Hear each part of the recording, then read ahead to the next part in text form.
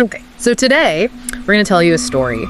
It's one that really grabbed thousands of people online. It took this, beloved kids show, Teletubbies, and twisted it into something really chilling, pretty disturbing.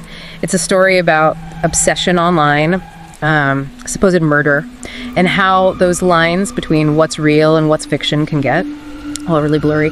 What we're about to unpack here is it's a chilling example of something called an alternate reality game, or ARG. Which is, this unique way of digital storytelling.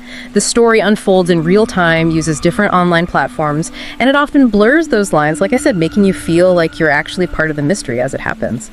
And what this particular story really highlights isn't just how powerful these online narratives can be. Yeah. It's also about our own human need for stories. We seem to be sort of wired for them, especially ones that tap into, deep fears or mysteries we can't solve. This ARG didn't just tell a story, it really invited people to participate in this unfolding horror. And that's a key psychological hook right there. Right. So let's start back in August. This Twitter account appears called @TeletubbiesFact. And on the surface, it looked pretty harmless. The bio promised facts, updates, and info about this popular children's program.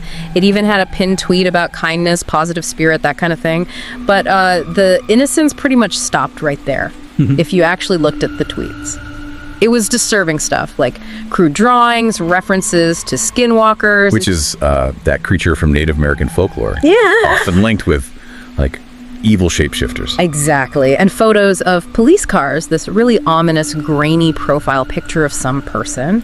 The account owner was also saying truly unsettling things, addressing another account, Sharon, saying things like, "I am not human. I'm the devil himself. Sharon's flesh fuels me. You will all pay for your sins." And that immediate, really stark contrast, between what the account said it was for and what it was actually posting. That's what grabs you first. It creates that sense of unease, right? Curiosity makes you want to know what on earth is going on here. So, the first time Sharon is mentioned directly is August 15th. The Teletubbies Fact account tweets, "Look me in the eye, Sharon, I'm your husband." Just 2 days after that, there's this image of the Teletubbies' baby son, but with this really cryptic caption, "Harvest is coming." For a few weeks, the tweets kept going like this. Mostly stuff that seemed kind of nonsensical, like a troll, maybe, or a parody account, often pretty morbid. Just kind of unsettling background noise, almost. Yeah. But then, August 27th, things start to get, a bit more interesting. The narrative really starts coming together. Sharon's account tweets for the very first time. It asks, "What is this account, Dave? Please stop doing this, come home." And the Teletubbies account fires back, "Leave me alone, Sharon, that you cheater, I never should have married you." And that's the moment. That's where the story really starts to take shape, doesn't it? Because it frames it as this very public, very raw domestic dispute, which makes it instantly kind of relatable, in a messy way, compelling, almost voyeuristic. It taps into this very human drama, pulling followers into something that feels incredibly real. You see the emotional hooks being set right there. Definitely. So Sharon replies, she apologizes, pleads for Dave to come home, says she and the kids miss him. Dave's reply, chilling. He says he will come home, but with a gun.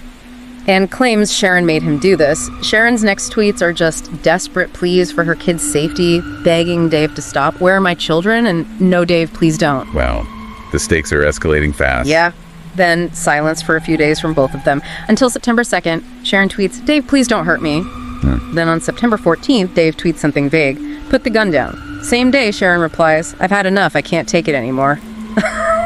That Teletubbies baby picture comes back on September 19th, but it's black and white now. Caption, "Harvest is near." Up in the creep factor again. Yeah, totally. And Dave's tweets get even darker. "Somebody please love me." Then September 25th. "The gun is pressed against my temple. I either die a man or live another day to see myself turn into the monster I truly am." And it all builds to September 30th. This is the last straw and time for harvest. You can really feel how the story is carefully building the tension, the emotional stakes. It's palpable, even just reading these tweets. October 1st. Big turning point. Dave tweets, "She took everything in the divorce." Meanwhile, Sharon posts this really alarming tweet. Says someone's knocking at her door at 2 a.m. She's scared. Next day, October 2nd, Dave tweets, "Stop the pain." Sharon replies, "The divorce had to be done, Dave. You were hurting me." Then Sharon asks on October 4th, "What are you doing with that gun, Dave?" Just short, sharp shocks now. Exactly. And then comes the thing that made this whole story just explode online. Viral. October 7th, this Twitter user, Scary Larry, posts some screenshots. He explains there's this glitch on Twitter. Sometimes it shows you deleted tweets from people you follow. And he'd screenshotted this really morbid deleted tweet from Teletubbies Fact just because it was so weird and dark. So he replies to one of their undeleted tweets with a screenshot and just adds the caption, "Nice tweet." Okay. Hours later, he gets a direct message, a DM, from the Teletubbies account. It's the super creepy black and white picture of the Teletubbies son, but its eyes are blacked out. And there's Russian text. When translated, it apparently read, "What you see in the pinned tweet." Yeah. And I have to imagine, like you said, that was the moment this really just took off. What was the impact there? Oh, absolutely. You nailed it. That interaction, that specific, really eerie DM, it was like pouring gasoline on a fire. It pushed the account right into the mainstream. Scary Larry's post got, over 105,000 likes? 40,000 retweets. Huge numbers. It wasn't just viral. It was, like you said, the catalyst. It set the stage for everything that happened next. And things escalated drastically right after that. No. October 8th, someone posts from Sharon's account, says it's her family. They say Sharon is missing, ask for any information. Dave retweets it and replies, "You'll never find her." Yes. Wow. Cold. Then October 9th, more tweets from Sharon's family, claiming Sharon's dismembered leg was found located in the woods behind the house her and David lived in. She was presumably dead. And the family adds they think the marriage was abusive, controlling. Dave was diagnosed as sociopath by his therapist. They also say Dave isn't his real name, that he had it legally changed in 2014. And Dave's reply to that tweet is just horrifying. "I ate your daughter. If you want the rest of her body, she's in the basement freezer. If you try to find me, I'll blow my brains out." Yeah, they are really pushing the limits here. The shock value, the horror, it's calculated. It's designed to make people pay attention, keep sharing, to be completely unforgettable, even if it's unbelievable. Yeah. October 10th. Sharon's family responds to Dave, asks him to surrender. Dave actually agrees, says he'll meet them at Sharon's house in about 20 minutes. But at the end of his tweet, there's that weird Russian text again. The family notices, tweets about it, asks what Dave means by run. The next tweet from Sharon's account reads, "Okay, Dave, I see you now, outside from the window. Thank you for surrendering. But what is that in your hand?" He replies, "You should have ran while you had the chance." Oh, no. Moments later, Sharon's account posts one last chilling message. "This is Dave. Now they're all dead. I'm soaked in the blood of Sharon's family. Forget this ever happened. Never mention this again." Silence. For a couple of days, things just go dark. Until October 12th, Dave posts an image. Looks like a police car, kind of far off in the distance, the caption, "Guess I get what I deserve." And after that, Dave's account goes completely silent.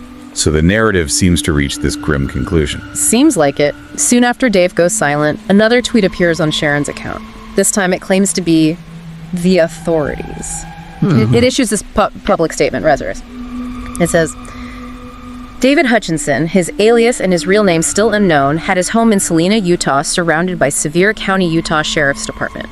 For the murders of Sharon Hutchinson, the ex-wife, Katie Hutchinson, the daughter, Aiden Hutchinson, the son, Rebecca Jules, Sharon's mother, and Franklin H. Jules, Sharon's father." Listing all the supposed victims. Yeah. It states that while surrounded, Dave pulled a 19mm Glock and took his own life. Gives a time of death. Around 9:38 p.m. EST, Thursday, October 12th. The statement notes Dave ran a parody Teletubbies account. His admission raised speculation. It ends with condolences and says authorities would log into Dave's account and both accounts would be deleted soon. Okay, so that feels like an ending. A horrifying one, but an ending. Right. You'd think. Just when you thought this terrifying story was finally over, it twists. Again. October 13th, a tweet appears on the Teletubbies Fact account, claims it's been hacked, asks everyone to stay off Teletubbies Fact, as it appears the account has been hacked. It says Dave passed away last night, and it would be in everyone's best interest to leave it be. But then this hacked tweet gets deleted later, apparently by USCPD, which, as we'll see, was likely just another part of the game pretending to be police. So it's like a masterclass in misdirection. Just when the audience thinks, okay, it's resolved, they pull the rug out again, reignite the whole thing. Totally. Because then, October 14th, breaking news from Sharon's account, the man who pulled the gun on himself Thursday night was not Dave. Dave has reportedly left Sevier County, lock your doors. And Dave himself comes back, tweets, "You all thought it was that thing easy. I am not human. I am the devil himself. Sharon's flesh fuels me. You will all pay for your sins." He's back to the original demonic persona. Exactly. Sharon's account follows up. Warning, Dave needs to be caught. They retweet that police car image from the 12th, claiming Dave posted that fake picture to throw off USCPD, adding, "This was not us." And it's revealed the man who shot himself was supposedly Dave's cousin, Royce Sanders. Another update. Dave's vehicle spotted at a gas station in Inglewood, Colorado earlier at around 10 a.m. This is a real-life situation. Please be aware. The plot just keeps thickening, adding layers and confusion. Right. October 15th, Dave tweets a crude stick figure drawing. "They'll never find me." The authorities' account responds, saying, "I've seen enough. I'm withdrawing from this investigation. Someone else try to search for this psychopath." Minutes later, they tweet, "Breaking the manhunt for David Hutchinson is temporarily over. For now, the investigation may or may not resume soon. Our apologies." Which is not how police operate at all. Not even close.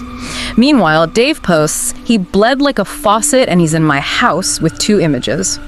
And the last updates from the Sharon accounts are 3 boys, 1 baseball bat. "I met them out in the field earlier tonight. None of them will ever see their family again." And then finally, "I killed Dave." Just an absolute roller coaster of horror and twists. So you've heard the story now. It was this incredibly disturbing ride, totally captured thousands online. But as we do in these deep dives, our job is to look, underneath the surface. As we followed this whole drama unfolding, we started noticing some, pretty glaring red flags. Let's try and pull back the curtain on this whole terrifying narrative and see what was really going on. What's the first thing that jumps out to you looking back as a clue this maybe wasn't quite what it seemed? Well, what's really fascinating is just how detailed, how meticulous a fabricated story can be, and how fast it can spread online, even when there are, pretty big inconsistencies. One of the first things that probably should raise a flag is the creation dates of the accounts. Both Teletubbies Fact and the Sharon account were created in August of the same year. Now, that's pretty common for ARGs, setting up the pieces, but it does kind of chip away at the authenticity if you're meant to believe this is a long-standing situation suddenly boiling over. Yeah, it feels a little too convenient, maybe. Too perfectly timed. And speaking of things that don't really add up, why would Sharon's family, knowing Dave's a murder suspect, allegedly abusive, why would they ask him to surrender and then agree to meet him at their house, a private location, without police right there? That just, it breaks the illusion of realism immediately, doesn't it? Completely. It's a fundamental break from how any real-world situation like that would or should play out. It's clearly a plot point designed purely for dramatic tension, not for any kind of logical coherence with reality. And remember that police car picture Dave posted on October 12th? Oh yeah, the one that looked kind of distant? That one. People online figured it out pretty quick. It was a fake, just an image found on Google from 2015. Sharon's account later claimed Dave posted it to throw off the police. But how would a fake picture actually throw off real police who are supposedly surrounding a house? It doesn't make sense. It feels more like the creator got caught making a mistake and tried to write it into the plot after the fact. Do you see that kind of thing often in these online narratives? Oh, it's surprisingly common, actually. Especially in interactive ones like ARGs. When the audience spots a flaw, the creators often scramble to patch it. Yeah. But sometimes patching it just creates even bigger logical holes, like this one. Another thing is the whole business about Dave's name. The repeated emphasis that Dave isn't his real name, it was legally changed, but also claiming his real name is still unknown. If the authorities are involved, and they know his wife, his family, finding out a legal name change from 2014 wouldn't be impossible. It just feels like manufactured mystery that doesn't quite hold up. You're right, it adds confusion, but not really believable mystery. And another thing, when the family agreed to meet Dave, they never actually specified where they were meeting him in those public tweets, did they? Even though they were having this whole back and forth for everyone to see. It's a detail that maybe seems small, but it undermines the whole setup. Exactly. And just thinking practically, police departments absolutely do not tweet out live updates during a major violent crime situation using a civilian's account, especially not the way it was done here. Those USCPD updates, the one written in the iPhone Notes app, just completely unprofessional, totally unrealistic. It's an immediate giveaway for anyone who stops to think about how law enforcement actually communicates. Yeah, the Notes app screenshot was particularly telling. And beyond all these internal problems with the story itself, if you just do a simple search, local news in Sevier County, Utah, or Inglewood, Colorado, where Dave was supposedly spotted. Yeah. There's absolutely nothing. No reports of these horrific murders, no missing persons matching the descriptions, no big police standoff, no manhunt, nothing. So when you lay it all out, piece by piece, yeah, it's almost comically full of holes, isn't it? And yet somehow it resonated so powerfully with so many people online. All of this, all the evidence, it points to one really clear conclusion. The whole thing was staged. It's a classic, if very dark, example of an alternate reality game. Right. And Scary Larry, the guy whose tweet helped it go viral, he denied creating it, said he's nowhere near creative enough to make such a morbid storyline. But whether he made it or not, you can't deny this ARG, despite all its flaws, was incredibly effective. Yeah, regardless of whether you found it believable or not, it absolutely managed to cut through the noise. There are countless ARGs online, but this one just blew up. Massive scale, really short amount of time. It really proves how much it managed to capture people's attention compared to everything else out there. Really gripped its audience. So where does that leave us? What does this whole story mean? I think despite how disturbing it was and how many obvious inconsistencies there were if you looked closely, it just shows the incredible power these online narratives can have. How easily we can all get drawn into a compelling story, even a completely fabricated one. And that raises a really important question, doesn't it? Yeah. It's not just about how easily can we be fooled. It's more about what is it about these kinds of stories, these dark, interactive, seemingly real events? What makes us suspend our disbelief? Why do we get so invested even when the cracks in the realism are right there? It's really a testament to the power of a well-told story, even a deeply unsettling one. And maybe a reminder for all of us to approach what we see online with, a critical eye. Absolutely. A reminder to question, to look deeper. Well, thank you for joining us for this deep dive into a truly strange and dark corner of the internet. If you found this story captivating, be sure to subscribe to The Deep Dive. We unpack hidden truths behind fascinating online phenomena like this all the time. We'll be back next time with another story to tell.